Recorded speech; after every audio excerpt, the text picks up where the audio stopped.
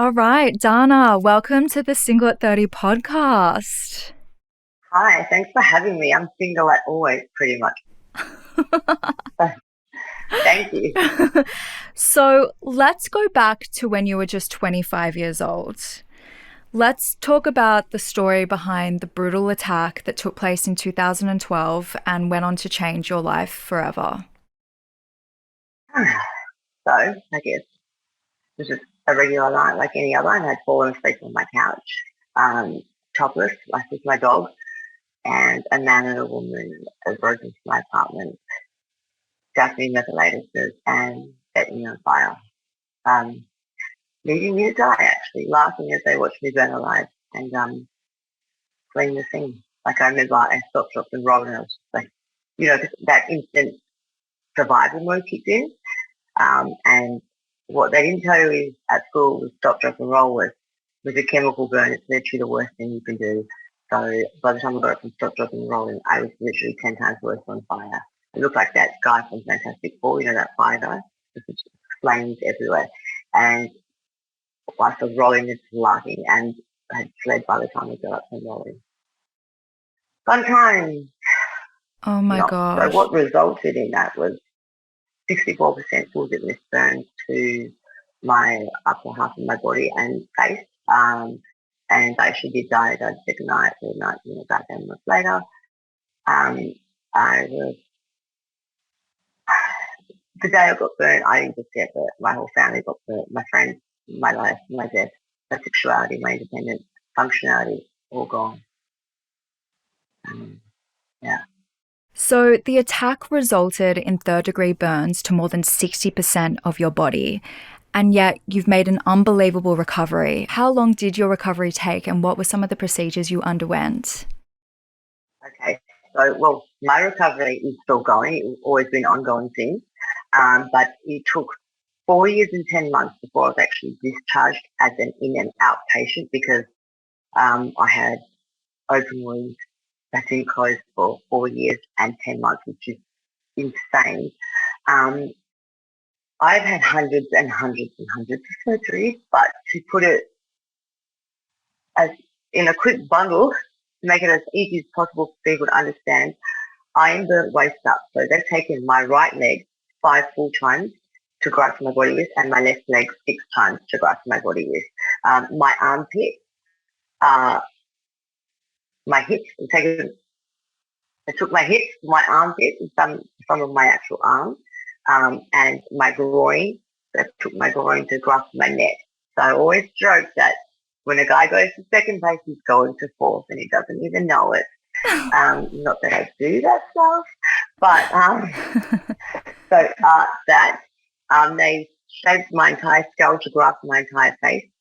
And I've had multiple neck releases, multiple surgeries of everything, 5 sets of braces, 2 jaw expanders. At night when I slept, I had to sleep sitting up on a crucifix. This is for like 3 years with wrist splints, arm splints, palm splints, elbow splints, torso splints, mouth splint, neck brace. I look like Hannibal Lecter. And then during the day, I had 2 separate splints for different flexions they had to wear. But yeah, look, it's an ongoing thing and just an unbelievable amount of work and dedication and sacrifice. I, yeah. I've had a really weird week this week, actually. A good time for a podcast because I think we've just opened my clinic and my nephew turned 13 and I got to go to his in-school carnival and embarrass him, of course, with big balloons and make other school people sing happy birthday to him. But I guess I never really take time to reflect or look back and like such an animal when it comes to moving forward. I just got in such a zone of it that if you had told me in the beginning, I would have been just so happy and thankful to you. If you had told me I could just walk again like a normal person and I'd be able to walk, I'd have been like, bullshit, you're lying to me, but also that would have been enough. I'd have been so happy just being able to just walk properly and move my arms. And look at you now. Yeah. I was told I'd never hold a pen again. Don't ever expect to look like Dana. And scientifically, I'm someone who wholeheartedly empowers himself. So yes, I get told this, and so I've gone ahead and empowered myself, and I've looked for befores and afters, and in fact I ended up realizing, which is probably a bit more detrimental, was that I hadn't actually seen a burn or scarring as bad as mine ever. And if you're on my Dana Vulin webpage, which is my private one, you see some horrific graphic images, right? And I promise you, I've taken extra care to show you only the quieter photos. Wow. And you wonder how somebody lived like that. It was so cruel to be alive. It would have been easier if I died. Never did I want to die, but on my friends and family and everyone around me, it would have been easier if I died. It was a lot of work, and when I thought I was a monster, I didn't look even remotely like a human being. I've never seen scarring close to that bad, and I think that's because when you're 25, you're at your peak of your collagen, and I had I've got European skin, so it's really olive, and so that means I have more collagen and methylated spirits. It's not like I was burnt from the methylated spirits fire. It was doused on me, and the fire was ablaze on me, which means it burns 10 times quicker than petrol. So although I got amazing help so quickly, it's just, the fact that I'm alive statistically is nearly impossible. And It's a miracle. it's mind blowing, like to be where I am. It's just, I have this weird of joy. I think because my job is so purposeful as well, and I always have joy. I'm really happy, and I always feel appreciative of life. But I've just not felt so like Dana as I have in the past 2 or 3 weeks. I don't know what it is that's going on. It's like reflection. I've been able to go to my nephew's school carnival, and just going there I got used to wearing long sleeves because of my nephew. So not at the beach or at home. I really love my body because I work so hard for it. It works so hard for me. But I never wanted to embarrass my nephews at going to their schools prior to this, because kids are ruthless. But those boys are so special, and Mm. it's been it's such an amazing kids, and to go there and have his friends like, oh, she's hot, rather than, I know that they had questions when they were younger. It's just, and the fact that I'm not studying during my rotations at hospital, I was paying to work like a dog. Seriously, that's what midlife is. But I had my own freedom to go. So many things. It's just been a really bizarre week for me. I'm not that kind of stuff. But how amazing that you've come so far and look at your life now. But I'm curious because I read you say that when the attack took place, your soul died with it. Yet you've shown such incredible strength and resilience. And what was it that motivated you during your darkest hours? Was it a higher power, grit, willpower? Yeah, it was a combination of everything. Because I've always been a spiritual person, and my auntie said, "You're born Dana." It's been the most unique thing I've ever seen. She said, "You're born confident, knowing your worth." And I think when I got injured for the way I looked, and then I got annihilated in the media. And I think so many people were like, "Oh, what's she going to be like now? She's lost all her looks. She's going to have something." But I worked hard to look like that then. And I had already done 2 degrees at university. I was educated. I was confident. I had a great family. But when I got burnt, my family was suffering, and my sister and mum promised me, don't kill yourself.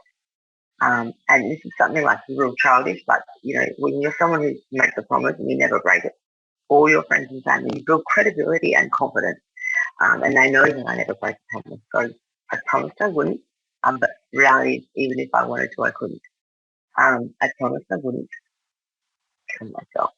So from then, the next steps came. My sister said, if I promise I will never stop fighting for you, if you promise you'll never give up. And how dare I, not just for my sister, my mum, the family, the judicial system, the medical system, how dare I not fight for people who are fighting so hard for me on those days when it was so hard and so dark and so grim.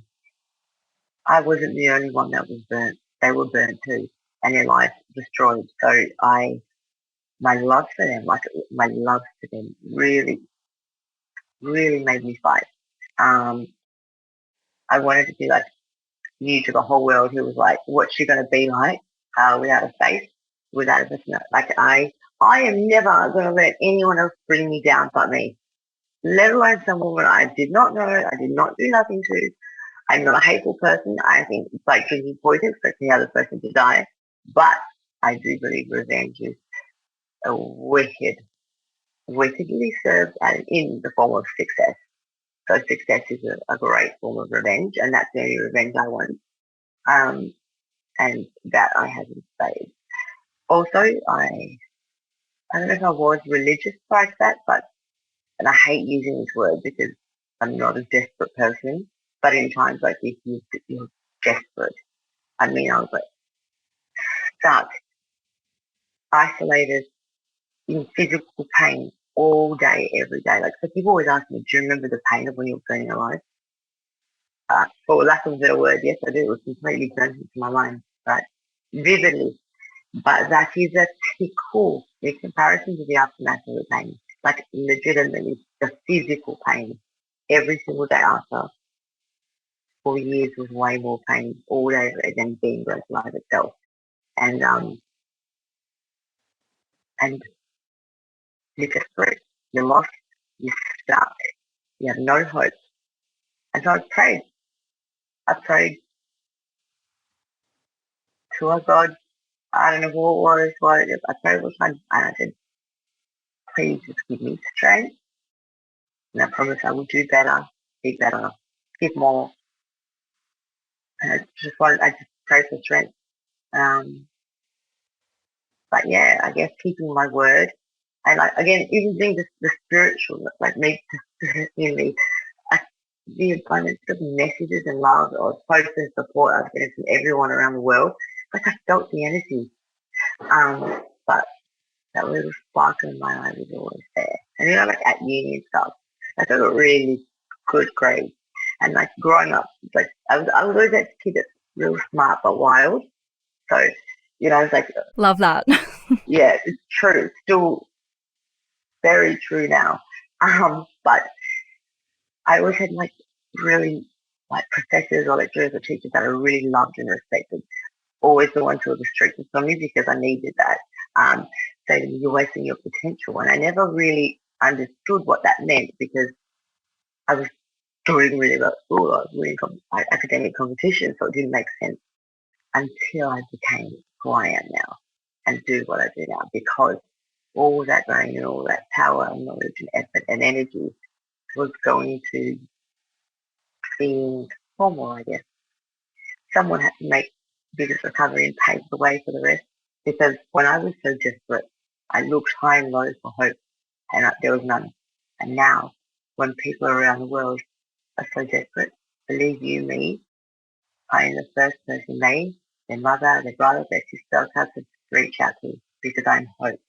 And my social media isn't like, look, here's me being sexy, which is fine, by the way, everyone's sexy. It's more like, here's some hope, here's what works, here's a before and after, and it's doable nowadays. You're living proof of that, right? Yeah. Yeah, such an important and special message. And it's interesting because I've always been so curious about learning about different people's mindsets because I really believe that people's mindsets dictate their life on so many 100%. levels.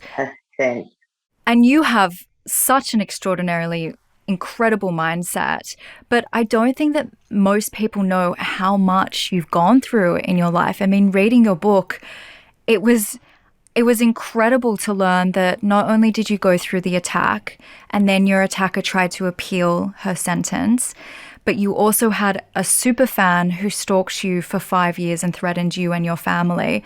And then on top of that, you had somebody who you trusted to be in charge of your charity that a lot of people donated their own money to so that you could afford the hundreds of procedures that you've gone through, steal from you for their own personal use.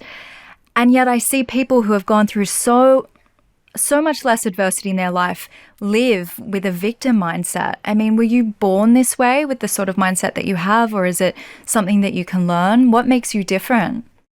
Look, I was born different, like I just had left the center.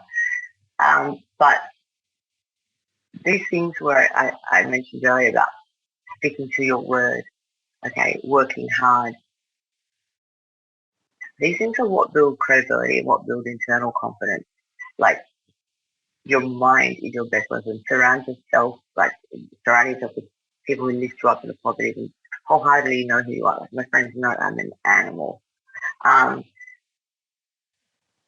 yeah, I'm that guy. All right, I'm that guy at the party, but worse. That's me. And I just think if you're honest with yourself and you're honest with people around you, then you're always going to build credibility, which in terms it like does directly translate to confidence. And so does empowering yourself is what I said I did straight into my zone, like learning.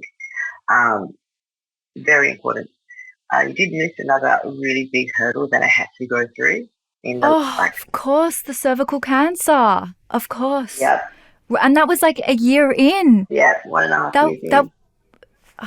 yeah. When I rang the report, and what's worse is like the person that stole my money and the stalker and all that, it took me years to get them. And I told them I'm coming for you. And if I tell you I'm coming for you, I am coming for you.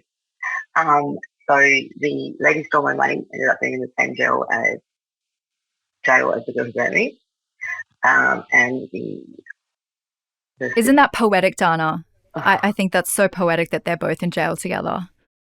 tried to get it, like, just tried to get away with it. Didn't want anyone to notice, but made sure I called all the media and they all knew and I exposed her. Because I actually found out she's cheated from other people. So I had to do my own investigation that would happen. And my super stalker just went on and on and on. And I kept going to the police. And they were so like, oh, we can't do anything about it, can't do anything about it. But when I got burnt, the person who burnt me, I did not know. I had nothing to do, didn't anything to do with their partner, nothing, and I got burnt for it. And they said to me after I got burnt, why didn't you contact the police? So they were not getting stalked for 5 years. I kept going, and they weren't doing nothing. And then, obviously, this stalker sent flowers to my mum's house. And I was like, oh, hell no. And I walked back into the police station, and I'm like, no, we can't do anything about this. And I was like, walked down, I was like, no, F this. And I worked for again, I took my job off. And I was like, look what happened last time I was stalked. And you guys are the ones who were telling me, why didn't you come to the police? This is why I didn't come. If you don't do something about it, I'm going to the media. And then Good on you. thank you, but it makes it all the other people say they're getting stalked. I've got one of my girlfriends in a domestic violence situation right now. And she's going to the police so much. It's been useless. Like, this is why people don't go to them. It's a deterrent. And not all cops like this. Before any cop gets on here, I'm very grateful for a lot of police, but I was never up their game, true talk. And it's such a common story. I hear it all the time in the news, or, just women speaking out saying, I did try to like seek out for help and, I just didn't receive the support that I needed, and there's so much change that needs to happen, like in terms of the way the police handle situations, because women just don't feel supported to speak out, and that's why they don't, right? No, that literally felt diminished, like talked down to. Exactly. Totally. Mm, Exactly. So that just encourages them to not, turn to yeah. anyone. So I'm curious, I mean, how did you overcome what I imagine would be some very dark thoughts and a lot of fear at the time when you were going through all of these surgeries, or, were just diagnosed with cervical cancer? We've spoken about prayer. Did you meditate? Like, how did you keep going? There's a part of me that's real logical. Okay, so if I've made a promise to wake up every day, why am I going to wake up and be miserable and choose not to fight first and have half a chance versus waking up and just being happy and fight? Like, it's black and white. I was going to wake up every day anyway now because I promised, to take my life. But if I'm going to live, at least I know that I look back and I was like, well, I won't have any what if or I wish I did. And these are the things again that build confidence. But this is corny and cliche, but love is one of those things like that really got me through this. Like the love of my friends and family that they gave to me and the love that I had for them. Also, I was getting annihilated by the media, and I never looked like showed the media my face when I was obviously in a mask for ages anyway. But after the sentencing, I wanted to make the trial as appeal-proof and transparent as possible, so I didn't speak to the media at all. But I was still getting like just absolutely annihilated by them. So I'm not someone who's ever going to let anyone take control of me. I thought, you know what, I'm going to take this bull by the horns, and I'm going to take control of it. I'm going to be out there anyway. At least let me have a voice. And so when I did take my mask off for the first time, that was like no joke. I legitimately did it on TV after like nearly wearing it for 3 years. And then I just had thousands and thousands of people, hundreds of thousands of people, especially in the first few months, reached out to me from all around the world saying, what that is, wow, and I said, I did say I'm going to wear my scars and own it and rock it.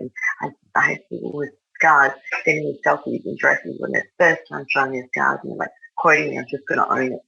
And then from that, this tiny little snowball grew this avalanche inside me. Like, it's hard to explain, but burden is not, it's a huge sense of responsibility that I felt because these messages, that was the beginning of them. And they just kept coming in, coming in, coming in. And so, like, the more I would see a little bit of result in me, obviously that would fuel the fire, but it would also, I would post what worked within it and it would be giving more people hope. And then this responsibility of people depending on me for what works, what doesn't, I took seriously. I took my oath, my pledge that I would do better, be better, do more, give more seriously.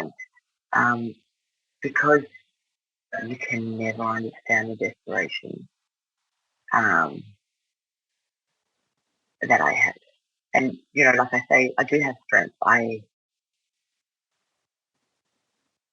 have a lot of friends that are on antidepressants and that work perfectly for them and they need to be, and I'm so grateful for that medication. But for me, that was not an option. I've never had an antidepressant. I stopped taking painkillers. I had any mind altering anything. Wow, That you was stopped taking painkillers? long time ago. Long, long time. You're amazing. Yeah, because for me, my best asset, my biggest weapon, my mind wasn't burned, and I needed that to understand and meticulously plan out and keep this devil in the face. Um, so yeah, my best asset, my mind and my private. Didn't get that. That'd have been a different story. Um, look, so a combination of my responsibility that I felt to give back. To your community, right? That you created. God so discriminate on just burn, car accident. Like not just violence, like domestic violence. It was just anyone gets scars from the most random things. It's like my process of my recovery is not just about if you've got physical trauma. It's like here's things that I do that help emotionally and physical trauma. And even like my company, it's called IMD Aesthetics, right? I am deserving aesthetics because everyone deserves to feel their best. I love that. Thank you. It's true though, right? It's like it's like there's no discrimination. If you're already beautiful, when it's time to get more visual, come on in. But it's, like I do paramedical work here, and like if you're a cutter, I've had a client who's a cutter, at Phil Palmer, and she's children now. She's past that stage a long time ago. But she never ever wears like singlets and stuff around her daughters because she doesn't want them to have that, even that idea in their head that that's something that like for them to do because they're children. But she's had it laser, she's had a steroid, everything you can do now. They're just pure white marks, and we actually have covered them for her completely. And to her be like, now I can wear singlets and stuff in front of my daughter. Like it's like not even just finishing the end of the chapter, it's closing that whole book, and it's being able to completely give your daughters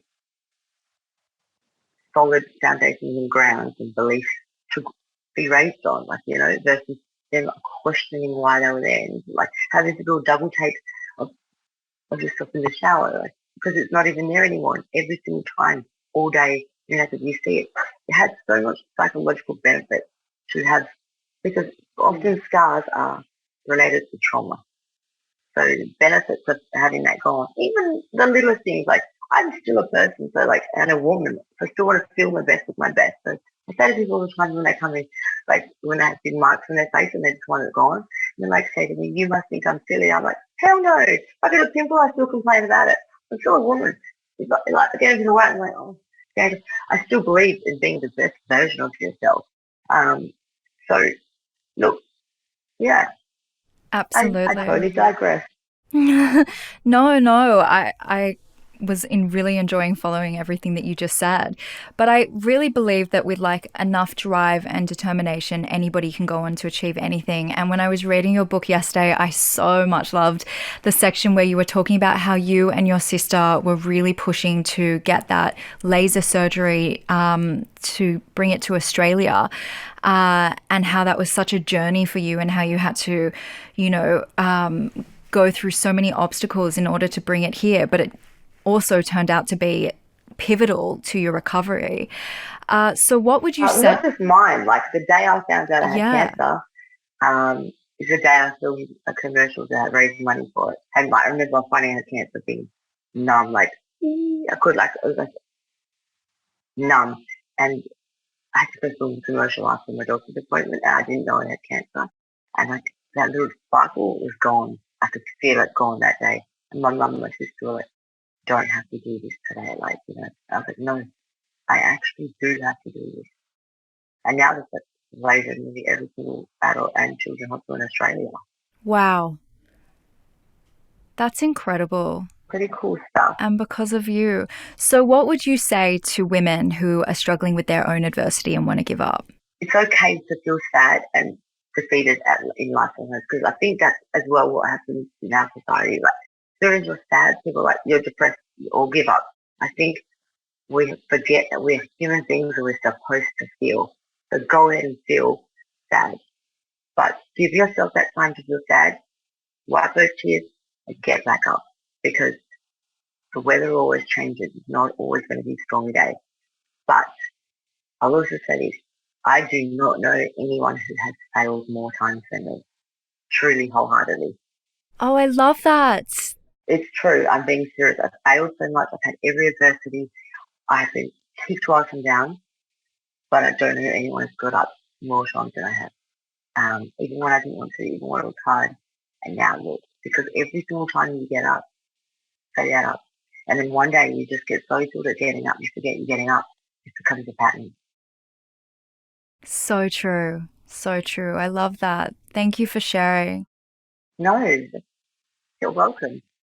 I'm curious though, like, have there been periods that have gone on for like days or weeks where you just don't feel like getting up? Of course, there was lots and lots and lots of days where I just didn't want to get up. But because of the pain, physical pain, I didn't want to move. Oh my God, like I started drinking daily.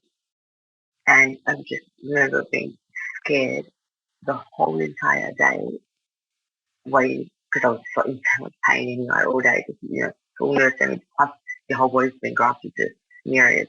But I remember already being scared, like just the whole day waiting for the next day of dressing. The pain was unbearable. And that was just the physical pain. Then there was like the psychological pain. That was a whole other ball game. And like at one time I just cried so hard. I was crying so hard. My sister was like, just cry, let it. And I felt like I was crying so hard that like it was almost like an orgasm. It's so weird to say that, but like not a sex. It was a release. Like I cried it out of me. I wish it was an orgasm. Um, but I cried it out of me. Like I cried so hard. It was crazy. It was like I couldn't cry anymore. It felt amazing after. It's okay to feel feelings. I think I never said that on TV before, anywhere before actually. Um, it just felt good after. A whale, like, because again, if you go on my webpage, like, that's not a human, and I live like that for years. Because like, what do you feel when you look at that? Like, as if it was like a 1 day event, it's gone. Like, I lived like that for years and years and years, and I was like, how cool to be alive. Um, but there were days when I was sad. Um, but I gave myself that time, like, to be sad, and then that's it. Like, my sister was, she was the worst for it. She's like, that's enough. You've done Yeah. it. And then she'd always say to me, what's the point? What's the point? I'm like, you're right. But sometimes though you do need to feel those feelings. Then you get up because We're you get to. human. Absolutely we are. Um, and look, you do need that, you need to feel, but you do need to get back up. Because there's no point in crying because ain't gonna fix shit, Yeah. is it? No. Crying is not gonna follow you. But it does feel good to cry. It does feel good to be sad.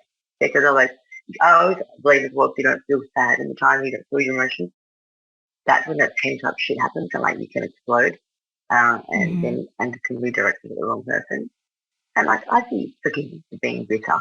I've had a fucking shit run. You might have beat this out. I was trying real hard not to have a swear word.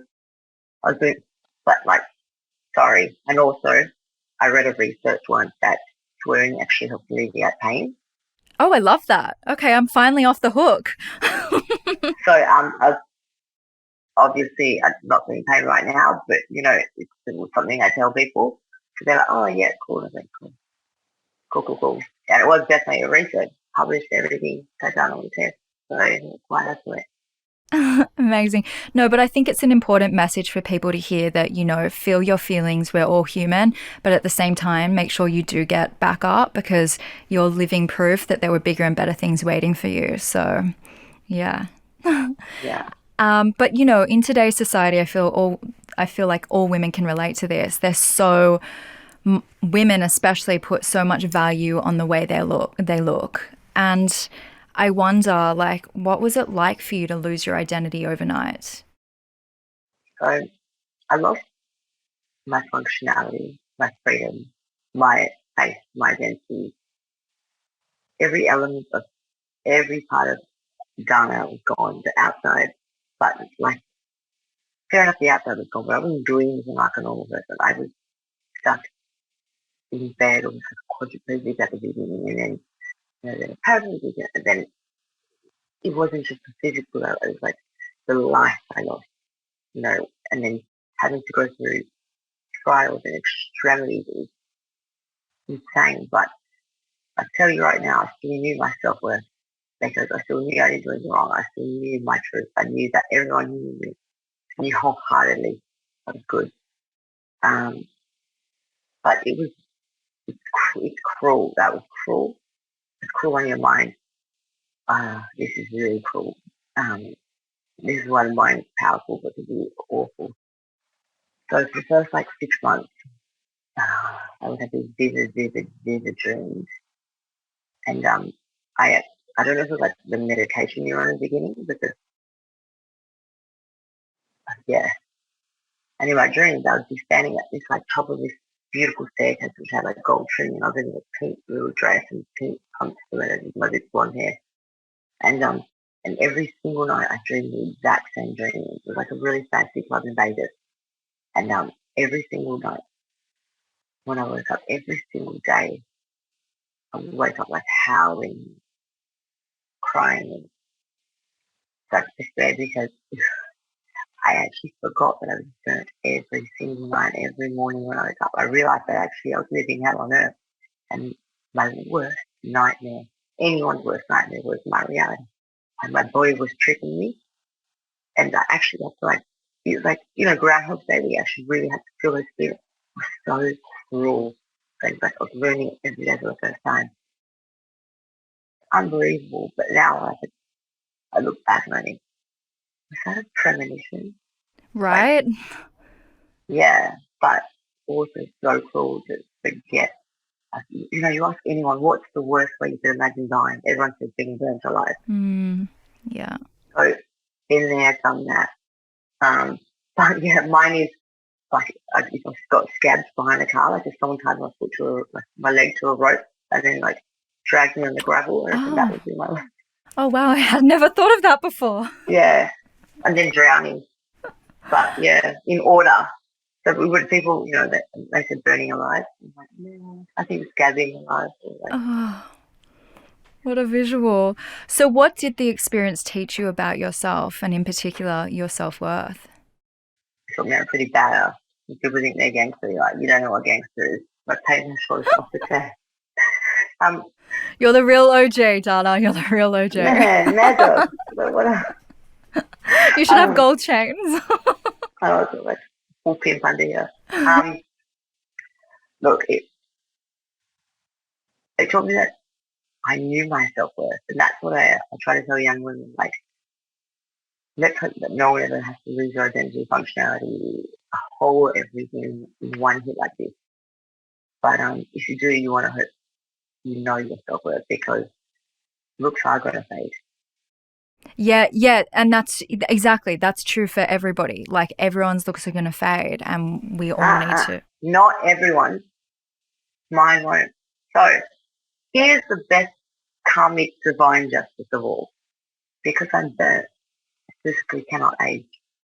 I am going to getting tighter and tighter and tighter. I will never get jowls. I will never wrinkle. I will never have fat limbs. I'll never get loose.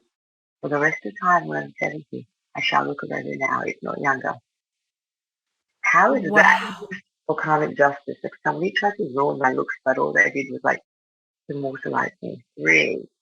So yes, I can't age because I'm just on scar and it just gets tighter and tighter. And every year everyone's like, wow, what have you been doing? But nothing. My scar was settling from all the hard work I put in earlier. That is amazing. You deserve that. You deserve At that. yeah, that is karmic justice. Totally. But I do say to young girls, know your worth because your looks will fade. And really, wholeheartedly, I have seen so many aesthetic dudes, beautiful women who looking right at them, I can see they don't have self, they don't have confidence because they aren't that. Mm. Their demeanor, their walk, face, lack of eye contact. But when you've got that energy, we all know this, right? Like someone walks into the room and you're like, yeah, you know, so they're motivated in your mouth, or you're talking about, yeah, no, thank And you. their aura, like it just Yeah, shows in whole the thing, yeah. yeah. And brains and stuff is sexy. Oh yeah, I'm a total sapiosexual. I mean, yeah, completely. Most people don't know what that is, but yeah, same. I'm into brains, people. Yeah, sapiosexual is like when the mind is aroused. Yeah, Just in exactly. case anyone doesn't know. But yeah, same. Precisely. But then there's the same. We all know, like we talk some real good looking, and just like ew. No personality, Yeah, like no sense of humor, bad values. Exactly. Such a turn off. Yeah. um. I wish I could tell high school kids like or young girls like I could jump into my brain just for a second, just because how irrelevant is high school, like all the things you thought were so important. Like Oh, completely. I would Completely. just say be the best version of yourself. So like I am still a person, so I feel a woman. So even when I feel like, oh, I'm going to the weight, I will go out and I'll exercise and work harder, eat better. And this is a whole thing. These are the things we're always taught, but to actually apply working harder, never giving up, you know, all of this constantly, all the time. It's a lot of work. So persistence is a real key. Um, so I think don't be afraid of doing the work, like take it head on. But don't be afraid of losing. Like I said, nobody has lost and no one has failed more times than I have. But also, everyone's got up more times than I have. So it's okay to lose. Really it is, because this is more resilient. The more you lose, the more resilient you are. It's like strengthening the muscle, right? 100%. Let's move on to self confidence.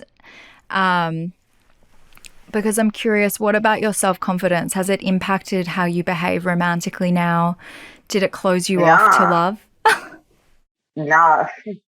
nah. Again, animal. But like I will make my body, like I'm proud of it, like stars and all, um, and it's unique. It's not like, Yeah. again, I work hard for to be the best version of myself. So when you're the best version of yourself, you feel your best. So we're getting the participation awards.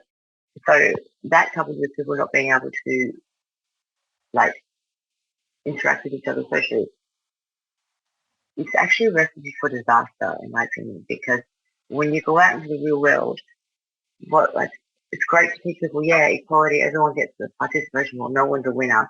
But when you go out to the real world, only one person is going to get that job. Mm. So I really worried that everyone getting participation awards isn't preparing people for resilience, isn't preparing people to be hungry or fight. Because and then when they go out and they don't get that job, I worry about how they're going to handle life. And because I don't socialize like face to face as much as they do anymore, I worry that they won't vent about it. So these things are a recipe for disaster. And so I just hope that I don't know, like we talk less via social media, we talk more space, but I do think people do need to lose and fail to win at life inevitably. Does that make sense? Absolutely. That's what Yes. I was trying to say. Yeah, completely. I couldn't agree more. I feel like with the social media thing, like never before have we been more connected, but at the same time, never before have we felt more disconnected from our peers. People think women and men are commodity because Yeah. swipe, swipe, swipe, no, swipe. Swipe right, fast food culture. Yep. Every young person knows the saying, the grass is greener on the other side. But you know what saying I don't know? Water the grass you do have. Meaning, got a So good thing, true. take care of it, all right, and it can be amazing rather than Right? Completely. Always searching for more, you know? where more is less. It's gluttony. It's gluttony. You know? I completely agree. But also on what you were saying, I feel like, yes, children and students these days, they're cushioned so much, you know, they're not prepared for the realities of the real world. And yet, persistence, resilience, grit, they're key ingredients to becoming Yeah. successful in life. But And also compassion. Like you're not allowed to get yes. hugs at school and stuff. Like what the? Oh, I wasn't aware of that. That's, Yeah. Good. Teachers aren't allowed to hug. Like oh, right. yeah, and Yeah. also kids aren't allowed to hug each other. I'm like, that's human interaction, man. Yeah, we're social creatures, you know? Like, yeah, completely. That recipe for Mm-hmm. Mm-hmm. So yeah, let's go back to the whole self-confidence thing and what is dating like for you now? I mean, I'd imagine that men would either be in awe of you because you're obviously extraordinary or very intimidated by your strength. I mean, what's it like? so. Like I'm not struggling. It's just that I'm going to be honest. My friends call me Medusa, and they always feel like, don't look in her eyes. Your life. The struggle that I have in terms of relationships is me being interested or Yeah. giving interest. Um, Relatable. yeah, pool is shallow, y'all. It's like Yeah. dating pool is shallow. I'm like, But it's also like you've been through so much. You're so incredible. You can't just be with somebody who can't match that, right? Like, yeah, but like, it's also like I'm real wild and like I can yeah, do super obnoxious. But like a yin yang thing, that's cool. But it's also I am genuinely, if you ever got to see me, it's not a first start. I'm wholeheartedly really confident person, mind, body, soul. And it's one of those things that men can be aggressively attracted to, but until they realize that it's legit. yeah. And no, but honestly, you know, and then it can make, I find what it can do is make people actually question their confidence and self-worth. So it's something that they're Interesting. aggressively attracted to, but then realize, whoa, this is real deal confidence. And then it questions their confidence. Hmm. Um, then I'm letting there. Pause. Um, but also, look, dating for me isn't like, it's not struggle to it's like, dating call is shallow, y'all. We're thinking, Are you online or are you meeting people in person? I'm not on right now. Okay, so a few months back, or 30 now, I went on a date with this guy, kind of, and he could like my friends and stuff were like, go in there. Like, I'm a super nerd. So it's like an intervention to get out of the computer. Um, But so I went over this guy because he's like a nice guy and all that stuff and blah blah. But the entire time I was like, beep, and all I could think about was going home and studying. And then I was like, beep, and I was him down here, like at the end of it, he's like, so can I get to see you again? I was like, nah. And he was like, are you serious? He thought I was joking. So I was like, no, seriously, no chance. And then I was home and studied. Because like right now my head is so not in the game. I love what I do for my job. I love this clinic. And it's just like I don't know how I can get called this work. Um, Most days I make at least one of my clients or patients cry from joy. And to be told I So need to hold a rewarding. pen again and then to have the precision, this meticulous precision with my hands. It's like every day I'm like, wow. And these are the things I lost on most people. The fact that they could see, they could smell, taste, hear, feel. None of this is lost in me every day, any day. And it is so fulfilling. Um, so in terms of a man or dating, It's not a priority. I feel like life is no, about timing, and perhaps for you, it's not the yeah, right time. no, but also I'm not struggling with men. It's up to you, right? When you're ready, when you find, yeah. But I do make real funny jokes with my friends all the time. I'm like, you must like your meat well done. Obviously, don't laugh. I'm like, lame, but I really want someone to good sense of humor. At the same time, like most people can't tell I'm burnt anymore, so like if they don't get it, I'm like, oh shit, oh yeah, I'm burnt. And then they're like, what? And then they're like, oh, you've been burnt by a guy. I'm like, oh no, actually, in a fight. And it's just like, oh shit.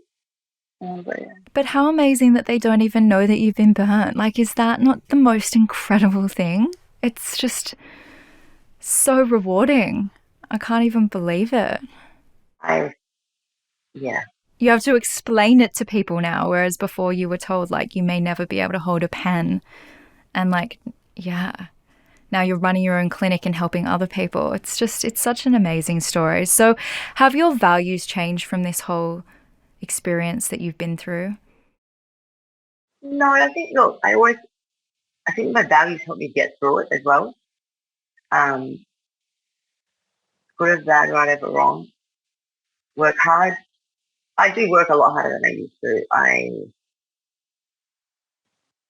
But I now remember that thing I was telling you before about wasting my potential. I know I'm not wasting my potential, and I feel purposeful. I give back a lot more um, than I did. But I used to work. I lived life to the max, and when you're in hospital, then you think you're never gonna walk in, you're gonna die. Like you have all these. I wish I had this. I didn't really have that because I lived life hard. I actually had the only regret I had was not spending more time with my family. And now I've done that 10 million times over again. And I'll tell you what, my nephew, I lived with him for years because I was so disabled. One of them was 5 weeks old when I got there, and the other one was born whilst I was living there. And those boys have, in my darkest times, brought me so much joy and happiness. They never saw me any other way, no matter how freakishly up this biggest monster like I was. I've had a smell about me 50 years like a dead rotten flesh. So you can't explain. You think they are boys without any bias or judgment, and like my nephew had a crush on a girl at school, and my sister was like, "Oh, was she pretty?" This she's okay, but she's really smart and kind, and I was like, and I was just like, Wow, I love that response. me I too, love I so love that. proud. Yeah. Those things made me really happy, and so my values have always been like that family. So I'm always going to still be down. But it did teach me, like I lived life hard then, and if you all don't think I'm going to live life hard now, all it did was teach me to play harder. I say that, but in the last few years, I've been working so hard that I've had no social life because I've had a goal. And I'm finding here and being able to go to my nephew's carnival, like I spoke about it earlier, this is being really living hard again. And I work so hard to work my own hours, and now I'm ready to play. Like I am ready to live in the world. And so my values will just it just enhanced my values, I guess. Um, I get that. but yeah, And so you've spoken about, even in this podcast, how it wasn't just your identity that was taken from you, it was your functionality, your sexuality, and even your hopes and dreams. And I'm curious, what were your hopes and dreams before the attack, and what do they look like now? I guess when I wrote that, like my hopes and dreams were like, well, regardless of a man, I love children. I do hope to have my own born one day to bestow all my wisdom and knowledge upon, whether that be with or without a man. So, and I don't know my limitations because of my cancer and because I'm proud circumferentially, but I am going to go to the end of this earth to try to have a child, even if I do it on my own. So they were my hopes and dreams, like family, and just like living life, watching my nephew grow. I was two nephews at that stage, watching them grow and just life. Like, you picture yourself being old, getting old, doing that, doing this. Um, so everything was gone. And when I wrote, that was all destroyed because at the time it was, and I had no hope. And I was given realistic expectations by my person. Don't expect positivity. So I truly don't think that anyone can comprehend the magnitude of this injury.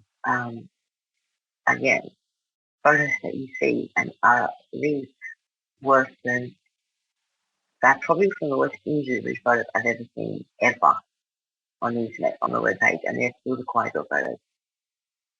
You would understand why everything was gone, taken from me, and it wasn't just my functionality and my every single element of my life and my looks. It was, Your independence, right? oh man, that's what I must ask for ages. See how embarrassing that is? All shame. Couldn't even drink, couldn't get a cold cup to drink, like you said, for years. Like, I was like, like that, like a fuse, my neck was fused, like, it was swollen like for years and years and years. Um, so at that stage, every single hope or dream you had to go on. Like, at that stage, like I said, if you had told me one day I was just going to be able to walk properly, I would have just cried and been so grateful for just that. How many years into your recovery until you could walk again? I could walk pretty early into the recovery because I'd taken my legs because it was like mostly muscle atrophy and stuff like that. Yeah. But it took me ages and like nearly 2.5 years to touch my face. Just like it was like in the shower. It was like just one touch. Like that is like measuring the best, worst version of it because it was way harder than that. Um, yeah, Do you harbor any resentment towards your attacker? I don't have any hate, and I don't have resentment because it's like toxic for the body. I choose to channel that to like good and like using that to to be better. Like that's a lot of energy. Like resentment and hate takes a lot of time, energy, a lot of your mind, and giving that to my attacker is giving her way too much. She doesn't deserve that. However, do whatever you want to me, that's cool. But the day you burn these fucked with my family, because they also got burned off their lives. So for that, and for the no apologies, no acknowledgement of the disgusting vital acts, not just to me, to others as well. This person had harmed other women, thinking the same thing. Um, just delusion. And she was out on bail for stabbing him while she did this to him. So, like, another flaw in our justice system. Stabbing someone's pretty crime. So the reason she actually ended up breaking into my house and other women is because she couldn't find him. But what I learned in court was he was hiding from her because she had stabbed him. She was down on bail stabbing him. So if he wasn't on bail, this wouldn't have happened to me. But I'm still pissed at like, someone fucking my family. Come for me all you want, but yeah, that was not cool.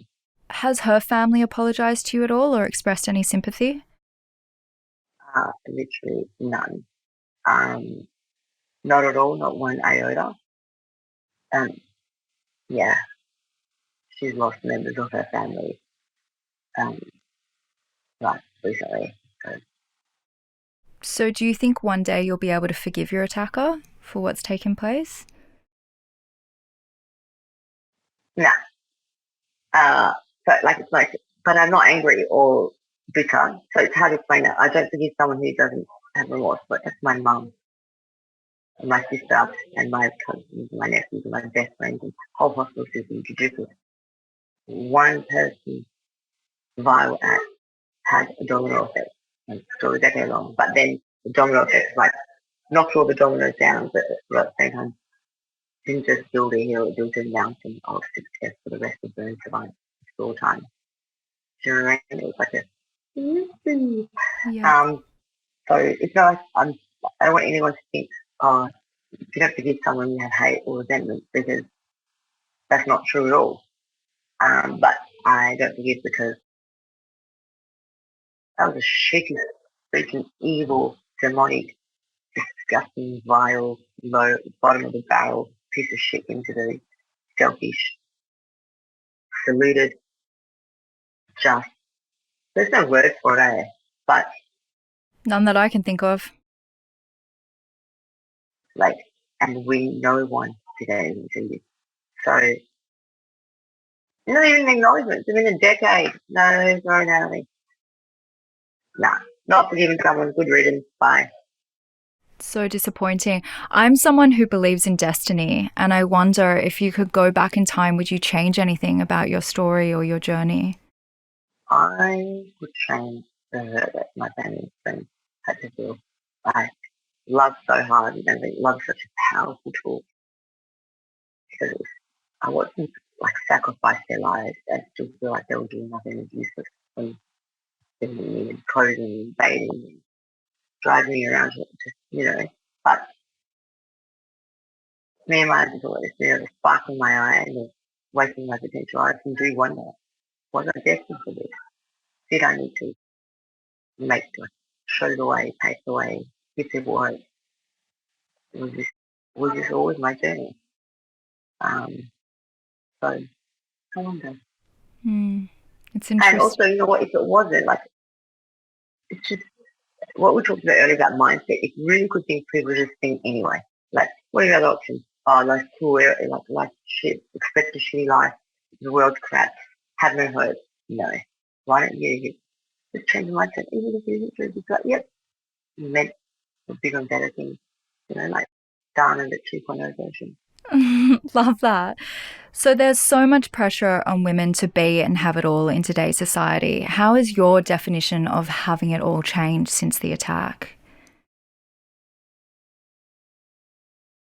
Having it all, for me, is having it all in terms of health, um, mind clarity, sight, smell, taste, all those senses, that's having it all.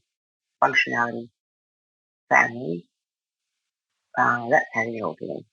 That's what I measure success by.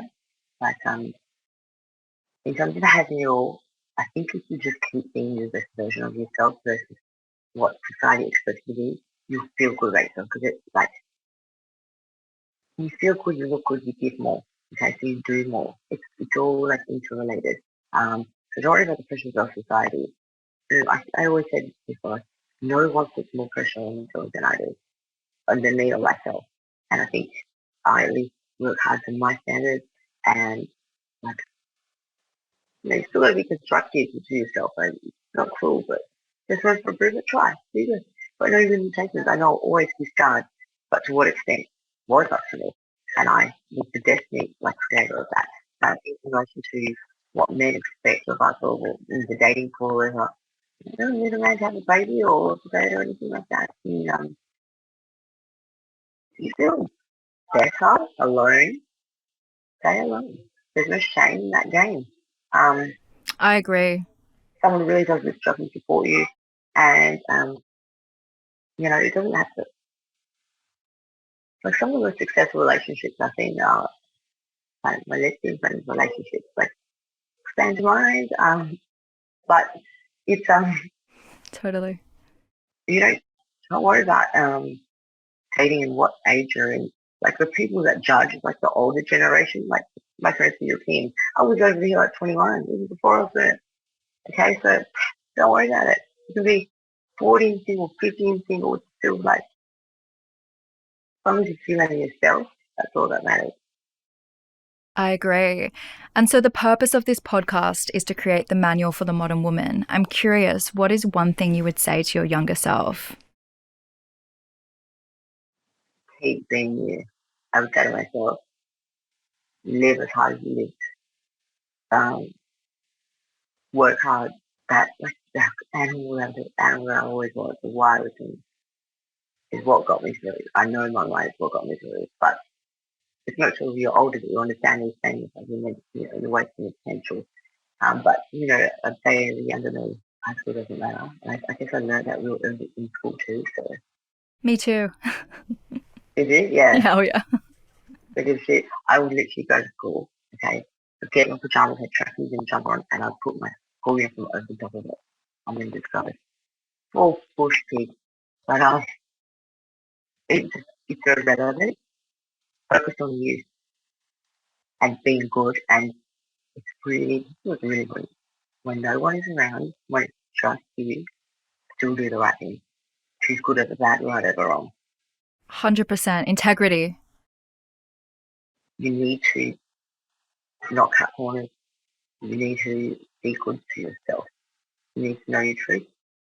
You need to know you're a good person. Always do that, even when no one's around. Choose good over bad, right over wrong, and be kind. Rise above. Even when you know you have to eat shit. You know you're an adult when you're eating shit. You're like, thank you when someone's an asshole. But really, still rise above. Okay, I know it's really hard. I say that, guys. Sometimes I'm still petty because I'm a human. Petty Betty strikes again. Petty Betty, I've never heard of that. I love that. But it's okay because guess what? I'm human. I can't always rise above, but I try to always rise above. But I do always do good over bad, right over wrong. Even when no one's around. Yeah, I love that. And what is one thing you'd like to tell the next generation of women? Focus on you. Be always the best version of yourself. Work hard, find some good people, but don't be close because, love can be a very powerful thing. For me, my love saved me. It made me fight hard. And, love in a relationship can also have that same power. So Mm-hmm. just love yourself first. First and foremost, love yourself. Love your family. And then don't be close to love because if you meet the right person, that love can be very, very powerful. And again, my sister, my brother-in-law, their relationship is, and they set the bar high for me, like gold. Well, that's good. Rather have a high bar than a low bar. 100%. Yeah. I wouldn't be one of high bar. No one wants a low bar girl, let's be real. 100%. So, not many people have fought for their lives before, Dana. What has this I know. experience taught you about humanity and the power of the human spirit? Big thing. So, we were talking before about people have had nothing and they're just victims in their mind. So for me, it's been like, I know what happened to me. It was so cruel. The burn, cancer, stalker, all my money's been stolen. Okay, a tsunami of things. And I would be the first person to be forgiven for being bitter and upset and mad and thinking the world sucked, like the world. But what it has taught me is actually the opposite. From one person's vital act, I have truly, wholeheartedly, hand on heart, have the belief that there are way more good people out there than there are bad. And I say this because I have been inundated with love and support from people around the world to now, a decade later, of well wishes, compliments, love, hope, respect, and generous donations. So I think one person's act of cruelty showed me so much good in humanity. Um, And so I really want people to know that. And I think that we have half an hour of news every night, right? Which is, it's like people like are really, really keen to be famous nowadays, even infamous, like what if we had half an hour of good news after the bad news every day? And so then people do want to have fame will do good stuff. And good stuff was highlighted. I think that it will also restore people's faith in humanity because we're just watching bad news, bad news, bad news. It's like bitterness, bitterness, bitterness.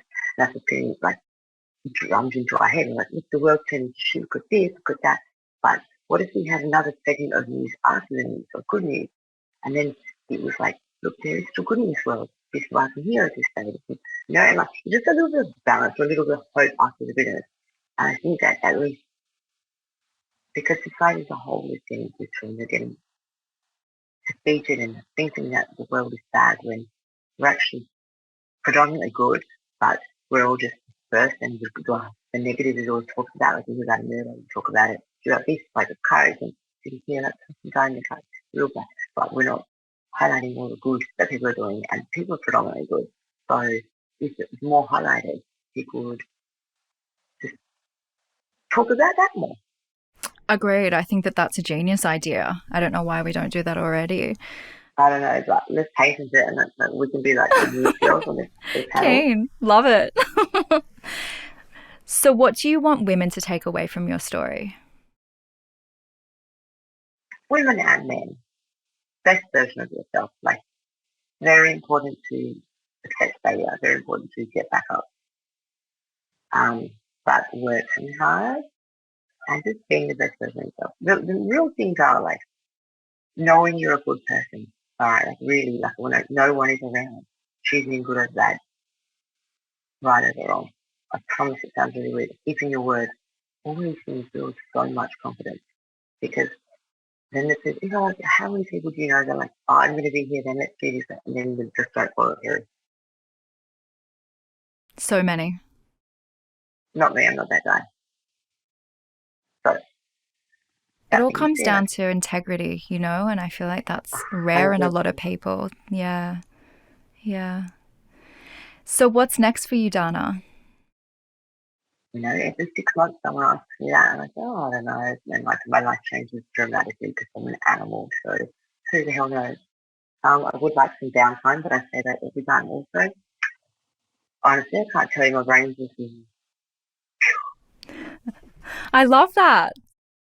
Have to keep an eye out. You don't want to see what's going on in here. I envy your energy. That's something I've really noticed about you. You have an abundance of energy. Like, I'm a sleepy indoor cat and you're just like, you're out there, and I love that about you. I always feel that during these things, like, my energy doesn't come across at all because I'm sitting here telling you about James alive and cancer, and I'm like, oh, I'm like, no, I can grim tell. And boring. But when I'm out and about, I need more. But yeah, my friend always said to me, Dana, you should think before you talk. I'm like, I did. That was filtered. Oh, that was the filtered version. Oh, good to know. Yeah. You're not saying I'm not me, but I'm saying, I do know how to be professional. Well, apparently, still getting cold filter. I'm like, that's me being professional. Like, I'm like, I want to know what goes on in here.